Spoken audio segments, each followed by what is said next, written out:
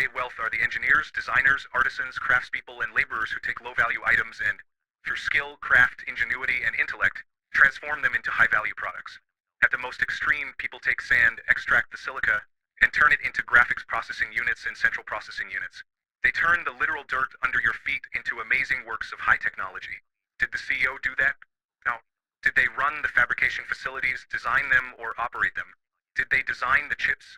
Yet, in our model, the incredibly skilled, talented work requiring hard effort and the application of time is rewarded at a much lower level compared to the people sitting in a big chair directing. This is obviously ridiculous, and we should seek to change it. One sensible way is to introduce maximum ratios between executive compensation and the lowest paid employees in the organization. So, sure, you might get the CEO to be a billionaire if your company adds significant value to the world, but only if pretty much everyone down to the janitor or mailroom worker is making a good amount of money too. Profit made at the expense of the workforce is not profit. It is theft. Story 22. I agree in principle, but I worry that any measures implemented to prevent individuals from amassing great wealth may unintentionally limit our freedom. Progressive taxation, removing the Social Security cap, and treating capital gains as income are all approaches I support, but they will not stop people from becoming billionaires. While I do not desire a society with billionaires, I am not willing to live under an oppressive regime just to eliminate them. Story 23. At 999 million, you receive a plaque and a handshake from the mayor. You have officially achieved maximum success in life. From this point on, everything earned is subject to full taxation, and the community embraces you. After this, a wealth tracker could show how much wealth generation you have contributed back, serving as a way to recognize your contributions. There could be milestones such as passing 10 million, naming a library, reaching 100 million, and having a statue in the town square. At 1 billion, you could receive national recognition and have the opportunity to name a national park, among other honors. While it is important to recognize success, there is an ongoing debate about the existence of billionaires. Story 24. First of all, a billion is not necessarily a lot of money. It is always relative to the cost of living. For example, in 2008, a billion Zimbabwean dollars was worth less than $1. Therefore, stating that billionaires should not exist is not practical. However, in the spirit of what you really mean with this question, I believe that extreme wealth inequality is a sign that the system is broken. There is no ethical way to reach that level of wealth. Even if one somehow made that money without exploitation, it could always have been better used to save lives. Story 25. I don't agree with it. I support a continuously progressive income or wealth tax, but an asset cap doesn't make sense. Most wealth at the upper end only exists on paper. Story 26. I think at the core of this issue is that people struggle to comprehend large numbers. I'm not singling out conservatives or any particular group. Progressives and leftists often face the same challenge. We all do as a species. There's scientific evidence for this. We use different parts of our brain when we try to think about big numbers. They feel abstract and not real, becoming subjective. Many people mistakenly believe that a billion is similar to a million. They are both big. Visualizing the difference can help. There are useful resources that illustrate this concept, although some may use outdated figures. For example, the wealth of certain individuals can seem even more ridiculous over time.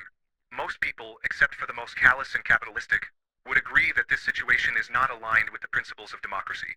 It's just unreasonable. Story 27. If even a fraction of the wealthy did something worthwhile with their money and actually helped society and those in need, rather than exploiting the world, I would have less disdain for them.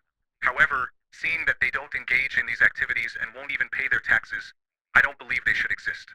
In fact, I have grown to support the Eat the Rich rallying cries over the years. I do, however, have more compassion for the 0.00001% of them who built their wealth without stepping on others or harming the world, like Mark Cuban, who not only built his fortune but is also generous. Story 28. I support the concept strongly. As long as there are people starving, forced into slavery, and individuals being systematically oppressed, billionaires should not exist.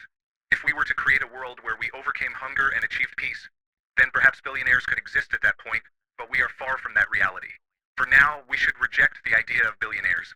Story 29. My thought is that it affects economic mobility.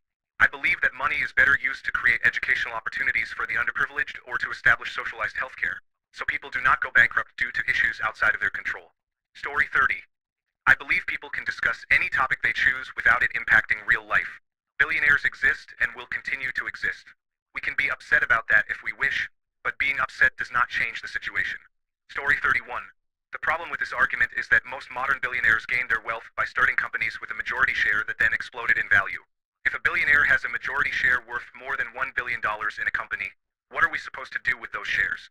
Give them to the government? Split them up among other business people? Whatever you decide, the new shareholders will have to be on the board. Do the people who own stocks in that company trust this new management to make profitable decisions? The likely answer is no. Such a massive change in upper leadership will not inspire confidence. The company's value will plummet, and the new owners, who may not have much knowledge of how things are run, will likely not make the best decisions. Story 32. If you are infuriated by these companies, then stop supporting them, and there won't be as many billionaires. Stop supporting Amazon, stop supporting Tesla, stop supporting Meta, stop supporting Google. I, for one, can't figure out why entertainers and people selling advertisements make so much money. It's puzzling. You would think doctors, scientists, inventors, and others who contribute positively to society would be the billionaires. People who do good, not those who deceive others. This is probably why I will never become one. Story 33. No one needs or deserves $1 billion. No one acquires $1 billion without causing harm or exploiting others. Therefore, I agree with the statement. Story 34. If a person can generate more income than the national debt, that poses a significant issue for the entire country. This individual becomes a major threat to the nation. Story 35. Billionaires profit the most from the degradation of the planet and society. Their assets and power should be heavily restricted, but they control the government. Story 36. Eliminating billionaires and the wealthy may seem like a good idea, but it has been attempted before and failed. Examples include socialist Russia and communist China. I remember paying 100 British pounds for a 10-minute international phone call. The cost now is virtually nothing, thanks to privatization and profit-driven competition. Still, more needs to be done in the United States to reduce wealth disparity. Story 37. I don't have any issues with billionaires as long as they pay their fair share of taxes.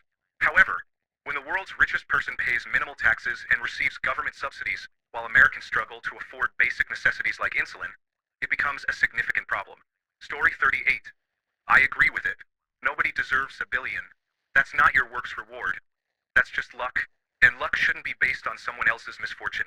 Being fortunate enough to fly to space shouldn't be based on